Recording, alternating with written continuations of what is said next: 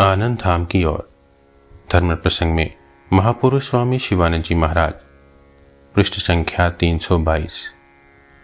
महापुरुष महाराज का स्वास्थ्य क्रमशः गिरता ही जा रहा है।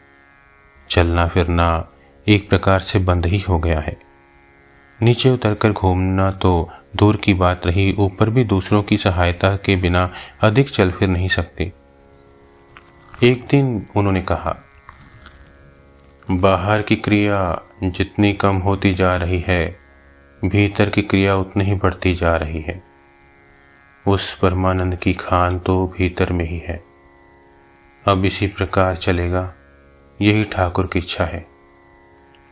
इन दिनों वे बहुधा मधुर स्वर से इस गीत को गाते। शमन आसार पथ घुछे, आमार मनेर संद दूरे गेछे, यानी यम के आने का मार्ग नष्ट हो गया है, मेरे मन के संदेह दूर हो गए हैं।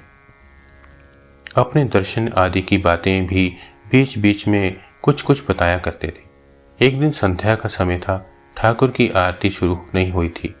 कुछ ही देर पहले सब कमरों के प्रदीप जलाए गए थे।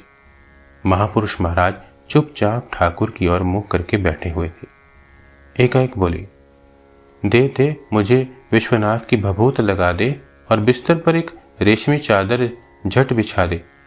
आहा, ये ठाकुर जो आए हैं, महादेव आए हैं।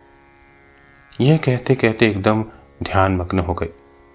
उस दिन बहुत रात तक इसी प्रकार ध्यानस्थ रहे और एक दिन अपराह्न काल में कहा, अभी स्वामी जी और महाराज आए थे। उन्होंने कहा, चलो तारक दादा। तुमने नहीं देखा?